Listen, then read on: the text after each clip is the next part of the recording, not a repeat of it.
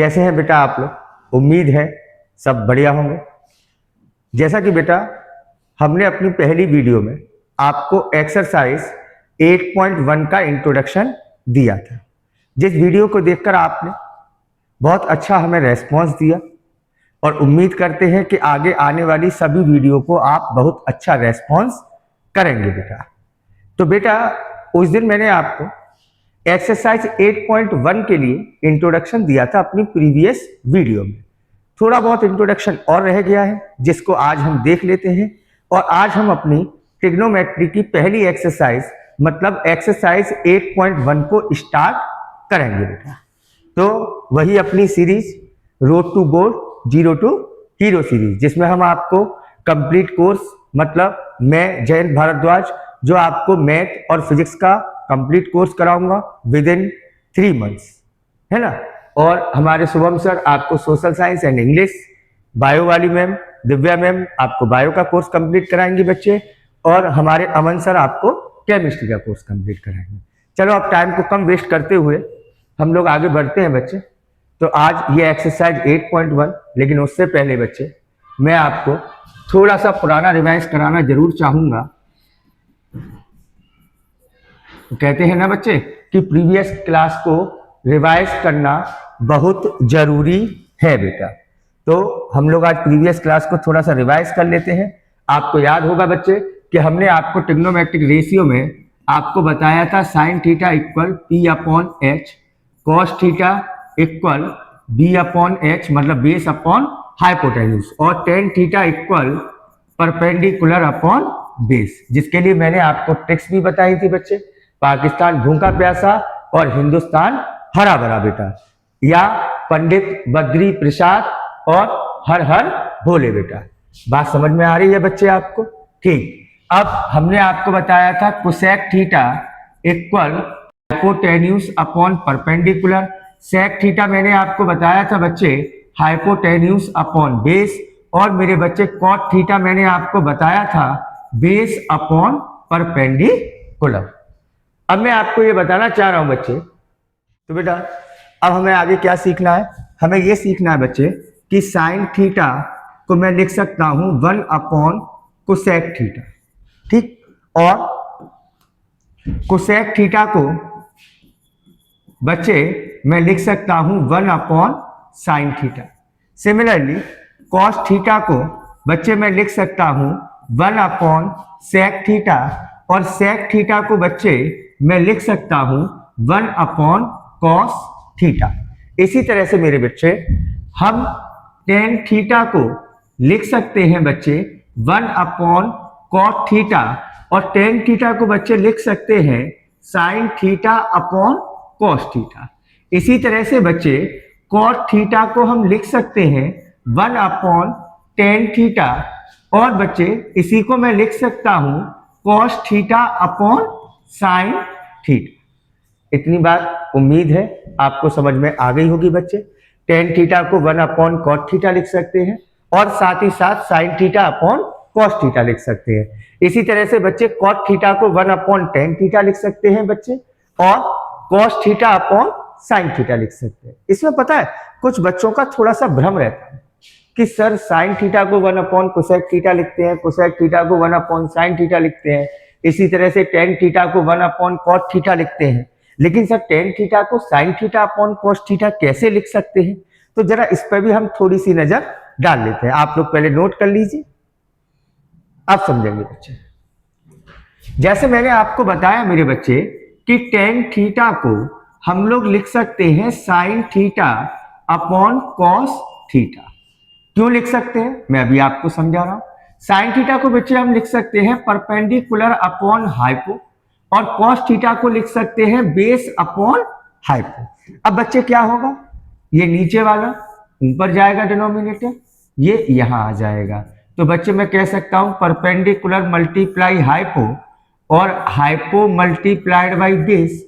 Hypo से hypo गया तो आपका क्या बचा, परपेंडिकुलर अपॉन बेस, जो कि आपका क्या होता है मेरे बच्चे, टेन थीटा होता है। इसी तरह से बच्चे कॉट थीटा की अगर हम बात करेंगे तो कॉट थीटा भी इसी तरीके से आप उसको देख सकते हैं, महसूस कर सकते हैं कि हाँ हम इसको इस तरह से लिख सकते हैं या नहीं लिख सकते हैं। जैसे बच्चे अगर मैं बात करूं कॉट थीटा की, तो बच्चे कॉट थीटा को हम क्या लिख सकते हैं, cos theta upon sine theta. ठीक है जी। कॉस थीटा को बेटा मैं क्या लिख सकता हूं, बेस अपॉन हाइपो। ठीक। साइन थीटा को क्या लिख सकता हूं, परपेंडिकुलर अपॉन हाइपो। ठीक है बेटा। अब आगे की बात करेंगे, ऊपर और ये बच्चे बीच में, तो क्या हो गया भैया, base into hypo upon hypo into perpendicular. Hypo से हाइपो चला गया बच्चे, तो आपका क्या आया, बेस अपॉन परपेंडिकुलर आया बच्चे। ठीक। और यही हमने आपको बताया था कि कॉट थीटा में क्या आता है बच्चे, base upon perpendicular. Cot theta base upon perpendicular का रेशियो होता है। उम्मीद है कोई प्रॉब्लम नहीं आई होगी, अगर आए तो आप कमेंट बॉक्स में पूछ सकते हैं। दूसरी बात बेटा, ये आपको नोट करना है। अब हम स्टार्ट करेंगे, ये आपका एक्सरसाइज 8.1 का इंट्रोडक्शन मेरे हिसाब से फिनिश हो गया है। ठीक। अब हम स्टार्ट करेंगे बच्चे अपनी एक्सरसाइज 8.1। क्वेश्चन को समझेंगे अच्छे से। In triangle A B C right angled at A. तो हमने क्या पढ़ा कि एक ट्राइंगल है ए बी सी और जिसके अंदर राइट एंगल बच्चे बी पर है, जिसमें राइट एंगल बच्चे किस पर है, बी पर है। तो हम पहले एक राइट ट्राइंगल बना लेंगे बच्चे। तो हमने ये एक राइट ट्राइंगल बना लिया। ठीक है जी। हम इसका नाम दे देंगे, तो ए बी और सी। बी पर बेटा क्या है आपका, 90 डिग्री का एंगल है बच्चे। आगे कह रहा है बच्चे A B equal 24 centimetre. Question कह रहा है कि ए बी की लेंथ है 24 centimetre, B C equal 7 centimetre. ठीक। Determine sine A cos A. इसका पहला पार्ट क्या है कि आपको फाइंड करना है साइन ए की वैल्यू और कॉस ए की वैल्यू। ठीक है जी। तो बेटा मैंने आपको बताया कि जैसे ये आपके सामने राइट ट्राइंगल है, ठीक है सर, इसकी दो साइडें हमको पता है, लेकिन आपको इसकी हाइपोटेन्यूज नहीं पता है। और आपको पता है कि यदि मैं इन ट्रिग्नोमेट्रिक रेशियो को फाइंड करूंगा, जैसे साइन ए को फाइंड करूंगा, तो साइन ए किसके बराबर होता है बच्चे, परपेंडिकुलर अपॉन हाइपो के बराबर होता है। ठीक। परपेंडिकुलर तो मान लो मिल जाएगा, लेकिन हाइपो तो यहां दे ही नहीं रखा है। तो first of all we have to find the hypotenuse of this triangle A B C. तो हम क्या करेंगे बच्चे, हम सबसे पहले इन triangle A B C by using Pythagoras theorem, हम इस ट्राइंगल के अंदर पाइथागोरस थ्योरम का इस्तेमाल करेंगे। क्यों करेंगे बच्चे, क्योंकि हमें हाइपोटेन्यूज साइड चाहिए, तो हमें इसको फाइंड करने के लिए पाइथागोरस थ्योरम का इस्तेमाल करना पड़ेगा, जो कि मैंने आपको इंट्रोडक्शन में समझाया था। ठीक। तो 90 के सामने वाली साइड क्या होती है बच्चे, हाइपोटेन्यूज होती है सर। ठीक। पाइथागोरस थ्योरम क्या कहती है बच्चे, पाइथागोरस थ्योरम कहती है हाइपोटेन्यूज का स्क्वायर इक्वल परपेंडिकुलर का स्क्वायर प्लस बेस का स्क्वायर। ठीक है जी। हाइपोटेन्यूज साइड मतलब ए सी का स्क्वायर। सर परपेंडिकुलर कौन सा है, तो बेटा अभी तो कोई एंगल की बात हो ही नहीं रही है, अभी कोई एंगल की बात हो रही है, नहीं हो रही है। तो परपेंडिकुलर आप ए बी ले लीजिए और बेस हम लोग बी सी ले लेते हैं, है ना। परपेंडिकुलर और बेस कब चेंज होते हैं, जब हम ट्रिग्नोमेट्री करते हैं, जब हम एंगल के आधार पर देखते हैं, तब परपेंडिकुलर और बेस चेंज हो जाते हैं, लेकिन हाइपो कभी जिंदगी में चेंज नहीं होता है। ठीक। तो परपेंडिकुलर मैंने मान लिया किसको बेटा, ए बी को, और बेस किसको मान लिया बच्चे, बी सी को, whole square. Now A C का स्क्वायर इक्वल, ए बी की लेंथ कितनी है बच्चे, 24 सेंटीमीटर का whole square plus B C की लेंथ कितनी है बच्चे, 7 सेंटीमीटर का होल स्क्वायर। या क्या हो जाएगा, ए सी का स्क्वायर इक्वल 24, इसका स्क्वायर होता है बच्चे, सॉरी 24 का स्क्वायर क्या होता है, 576 सेंटीमीटर स्क्वायर प्लस 7 किसका, 7 का स्क्वायर होता है 49 सेंटीमीटर स्क्वायर। ठीक। नाउ ए सी का स्क्वायर इक्वल, जब हम दोनों को प्लस करेंगे बच्चे तो ये हो जाएगा 625 सेंटीमीटर स्क्वायर। अब हमें एसी की लेंथ को निकालना है, स्क्वायर हटाएंगे तो काय पे पहुंचेगा, स्क्वायर रूट में पहुंचेगा। तो 625 सेंटीमीटर स्क्वायर, तो एसी इक्वल 625 किसका स्क्वायर होता है, 25 का स्क्वायर होता है बच्चे। क्लियर है इतनी बात? हमने फाइंड कर ली बच्चे एसी साइड जिसकी लेंथ आ रही है कितनी, 25 सेंटीमीटर, जो कि हमारा क्या है भैया, हाइपोटेन्यूस है बेटा। ये क्या है, हाइपोटेन्यूस है बच्चे इस राइट ट्राइंगल का। आप फटाफट से इसको नोट कर लीजिए क्योंकि मुझे ये बोर्ड रफ करना पड़ेगा, उसके बाद हम सवाल को आगे कर पाएंगे। नाउ हाँ तो बेटा ये आपने नोट कर लिया होगा, ठीक। अब हम इसको पहले रफ कर देते हैं बच्चे, उसके बाद आगे क्वेश्चन सॉल्व करेंगे। हमारे पास ट्राइंगल की तीनों साइडें आ गई। सबसे पहले हमारा यही काम रहेगा कि अगर हमें जब भी रेशियो निकालने होंगे तो हमें एक चीज का ध्यान रखना है कि हमारे पास ट्राइंगल की तीनों साइडें होनी चाहिए बच्चे। अब हम आते हैं अपने फर्स्ट पार्ट पर, जिसमें आपसे पूछा गया है साइन ए की वैल्यू बतानी है। सबसे पहले आप देखो साइन के बगल में कौन सा एंगल है, ए। तो बच्चे हमने इस एंगल को ले लिया। मैंने आपको इंट्रोडक्शन में बताया था कि ट्रिग्नोमेट्री के अंदर बच्चे क्या होता है कि जैसे हमें बचपन में सिखाया जाता था कि वर्टिकल लाइन को परपेंडिकुलर कहते हैं और हॉरिजॉन्टल वाली लाइन को बेस कहते हैं इन राइट ट्राइंगल, लेकिन ट्रिग्नोमेट्री में एंगल के हिसाब से चलना होता है। जैसे यहां पर आप देख पा रहे हैं कि इन्होंने आपसे पूछा है साइन ए की वैल्यू फाइंड करनी है, तो साइन के बगल में कौन सा एंगल है, एंगल ए। तो बच्चे एंगल ए के सामने वाली साइड को हम लोग कहेंगे क्या, परपेंडिकुलर, और जो बची हुई साइड है उसको क्या कह देंगे, बेस कह देंगे बच्चे। अब हम कर सकते हैं इसको इजीली, साइन ए क्या होता है, परपेंडिकुलर अपॉन हाइपो, ठीक जी। अब परपेंडिकुलर यहां पे क्या है बच्चे, यहां पे परपेंडिकुलर कौन सी साइड है बच्चे, तो एंगल ए के अकॉर्डिंग परपेंडिकुलर है आपका बेटा बीसी और हाइपोटेन्यूस है बेटा एसी, ठीक। अब बीसी की लेंथ कितनी है बच्चे, तो बीसी है आपका 24 सेंटीमीटर और एसी की लेंथ है बच्चे 25 सेंटीमीटर। सेंटीमीटर से सेंटीमीटर चला गया तो आपका साइन ए निकल कर आ गया 24 upon 25 and this is your answer. अब आपका इसमें ही दूसरा क्वेश्चन आपसे पूछा है कॉस ए, मतलब एंगल सेम है। अगर एंगल सेम है तो बेटा ना तो परपेंडिकुलर चेंज होगा और ना ही बेस चेंज होगा। देखो एंगल अगर चेंज हो जाता है तो परपेंडिकुलर और बेस भी चेंज करने पड़ते हैं, लेकिन हाइपोटेन्यूस आपका फिक्स रहता है जो कि 90 डिग्री के सामने वाली साइड होगी बच्चे। अब हमें फाइंड करना है कॉस ए, तो हमने आपको बताया था कॉस ए होता है बच्चे बेस अपॉन हाइपोटेन्यूस, ठीक। अब आगे चलते हैं बच्चे, कॉस ए इक्वल बेस क्या है सर, बेस है, सॉरी बेटा मिस्टेक हो गई है, इधर मिस्टेक हो गई है, थोड़ी सी मिस्टेक ये हो गई बच्चे कि मैंने वैल्यू गलत पुट कर दी है।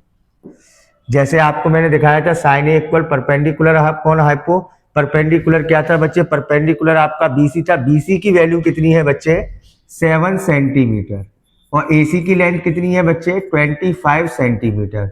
सेंटीमीटर से सेंटीमीटर चला गया, आपका आंसर कितना आ गया, 7 अपॉन 25 बच्चे। ये मिस्टेक होगी बच्चे, माफी चाहता हूं। अब हम बात करेंगे कॉस ए की, तो base upon hypo, angle same है, एंगल के सामने वाली साइड परपेंडिकुलर, बची हुई साइड बच्चे बेस होती है, तो बेस कितना है बच्चे ए बी और हाइपो कितना है बच्चे ए सी।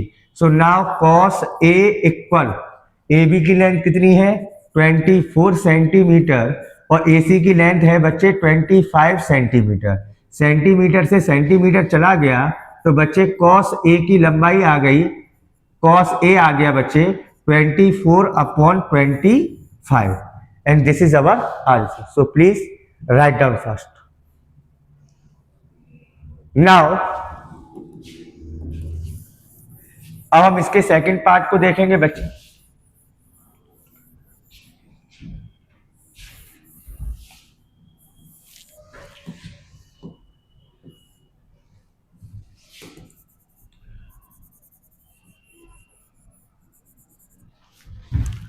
अब बेटा सेकंड पार्ट को देखेंगे तो इसमें सेकंड पार्ट में आपसे पूछा गया है फाइंड साइन सी।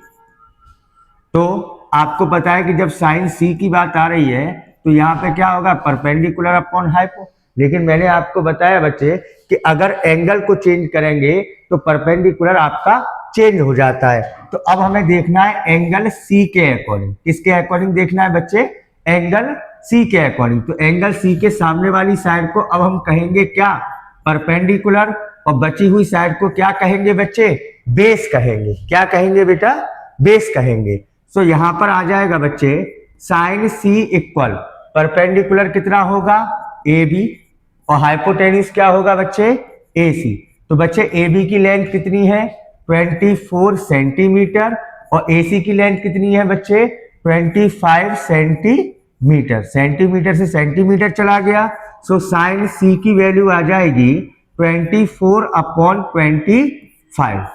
एनी डाउट बेटा, कोई प्रॉब्लम है, नहीं होगी जहां तक, सारा सिंपल है। एंगल के हिसाब से आपको परपेंडिकुलर बेस देखना है, और आपको पता है हाइपोटेन्यूज फिक्स रहता है, 90 डिग्री के सामने वाली साइड को हाइपोटेन्यूज कहते हैं। अब हमें निकालना है बच्चे कॉस सी। कॉस सी जो कि आप खुद से निकालेंगे, क्यों, मैंने आपको 3 करा दिए, sign A, cos A, sign सी। तो कॉस सी आप खुद से कर सकते हैं। अगर नहीं आए तो आप कमेंट में लिख देना, तो हम नेक्स्ट वीडियो में आपको ये वाला क्वेश्चन करा देंगे। Is that clear? फटाफट से आप नोट कर लीजिए। अब हम बढ़ते हैं अपने नेक्स्ट क्वेश्चन की ओर। ये है हमारा सेकंड क्वेश्चन। इसमें लिखा हुआ है इन फिगर 8.13। ये आपको फिगर दे रखा है 8.13। हो सकता है क्लियर ना हो, तो मैं इस फिगर को दोबारा से बना देता हूं बेटा। ये हमने फिगर दोबारा से बना दिया कि यहां दे रखा है बच्चे Q, और यहां दे रखा है R। ये आपका परपेंडिकुलर दे रखा है। PQ की लेंथ दे रखी है 12 सेंटीमीटर, और बच्चे PR की लेंथ दे रखी है 13 सेंटीमीटर। आपसे क्वेश्चन कह रहा है फाइंड करिए tan P minus cot R। तो जैसा कि मैंने आपको पिछले क्वेश्चन में भी बताया था कि जब भी आपको इस तरह से ट्रिग्नोमेट्री रेशियो फाइंड करने होते हैं बेटा, तो आपको करना क्या है, आपको राइट ट्राइंगल की तीनों साइडें पता होनी चाहिए। अब 90 डिग्री के सामने वाली साइड बच्चे क्या है, इसको हम बोलते हैं सर हाइपोटेन्यूज। जब भी हम पाइथागोरस थ्योरम लगाएंगे वहां पे परपेंडिकुलर बेस का कोई मैटर नहीं होता, परपेंडिकुलर बेस का मैटर रहता है बच्चे ट्रिग्नोमेट्री के अंदर। बात समझ पा रहे हैं? तो बच्चे क्या होगा, हमने इसको मान लिया अभी के लिए परपेंडिकुलर, ये हो गया हमारा क्या, बेस। तो सबसे पहले हम बेस को फाइंड करेंगे। सर कैसे फाइंड होगा, मैंने आपको इंट्रोडक्शन में बताया था bye using Pythagoras theorem. Pythagoras theorem की हेल्प से हम इसको फाइंड करेंगे। और मैंने आपको बताया था पाइथागोरस थ्योरम क्या होती है बच्चे, हाइपोटेन्यूज का स्क्वायर इक्वल परपेंडिकुलर का स्क्वायर प्लस बेस का स्क्वायर। हाइपोटेन्यूज की लेंथ कितनी है भैया 13 सेंटीमीटर का होल स्क्वायर इक्वल परपेंडिकुलर कितना है 12 सेंटीमीटर का होल स्क्वायर प्लस बेस कितना है सर नहीं पता, बेस को बोल दिया हमने क्या QR का स्क्वायर। 13 का स्क्वायर होता है बच्चे 169 सेंटीमीटर स्क्वायर, 12 का स्क्वायर होता है बच्चे 144 सेंटीमीटर स्क्वायर प्लस QR का स्क्वायर। हमें QR की वैल्यू फाइंड करनी है, नंबर को नंबर की तरफ लेकर जाएंगे, इधर से जब इधर लेकर जाएंगे तो बच्चे ये क्या हो जाएगा, माइनस हो जाएगा, minus 144 centimetre square equal what QR का स्क्वायर। अब बच्चे क्या होगा, ये आपका आ गया 25 सेंटीमीटर स्क्वायर इक्वल QR का स्क्वायर। बच्चे यहां से स्क्वायर हटेगा तो काय में आएगा, रूट में आ जाएगा 25 सेंटीमीटर स्क्वायर। तो QR की लेंथ आ जाएगी बच्चे 5 सेंटीमीटर। सर 25 किसका स्क्वायर होता है, 5 का होता है बच्चे। तो आपका क्या रहेगा, QR की लेंथ हो जाएगी बच्चे 5 सेंटीमीटर। ये आपकी ट्राइंगल की तीनों साइडें हमने फाइंड कर ली, दो पहले से दे रखी थी, बेस हमको नहीं पता था, हमने बेस को फाइंड कर लिया। अब हम ट्रिग्नोमेट्रिक रेशियो को आसानी से फाइंड कर सकते हैं। फटाफट से नोट करिए बच्चे, नोट हो गया होगा। नाउ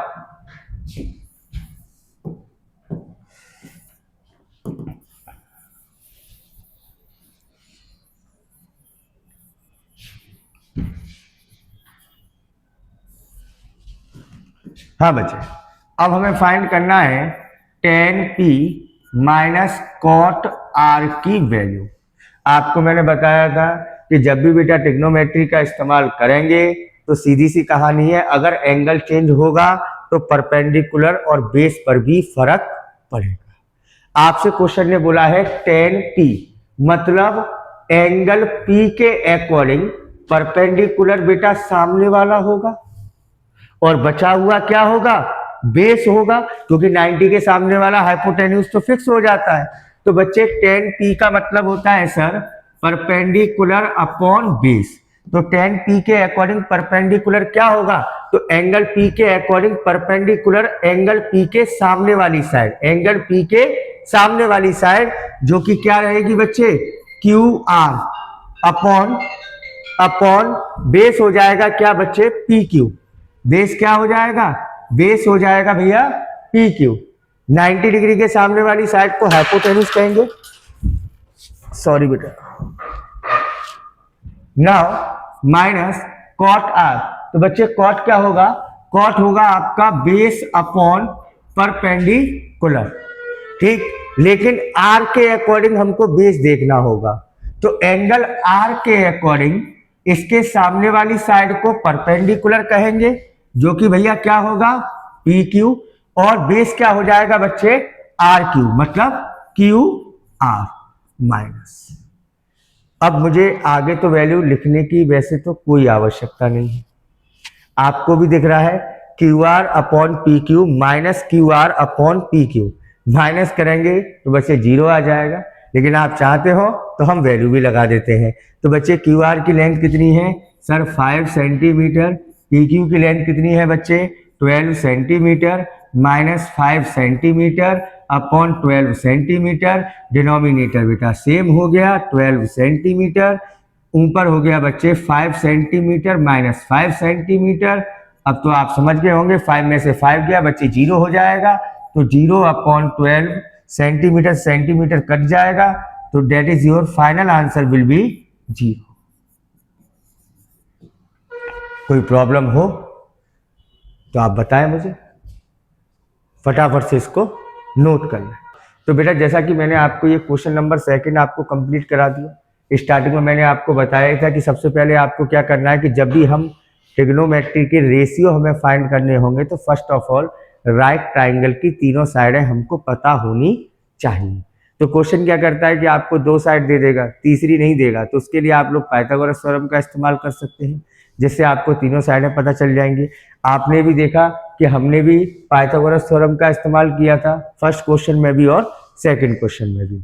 अब इस एक्सरसाइज में थोड़े बहुत क्वेश्चन अप्रोक्सीमेट 11 क्वेश्चन है बच्चे, है ना। तो बचे हुए क्वेश्चन आप लोग घर से ट्राई करें, आपको आए ठीक है, नहीं आए आप कमेंट बॉक्स में बताएं कि कौन कौन से क्वेश्चंस आपको प्रॉब्लम क्रिएट कर रहे हैं। आपको पढ़ाई समझ में आ रही है, नहीं आ रही है, क्या प्रॉब्लम आ रही है, वो भी आप कमेंट बॉक्स में लिख सकते हैं बच्चे। Thank you class, have a good day.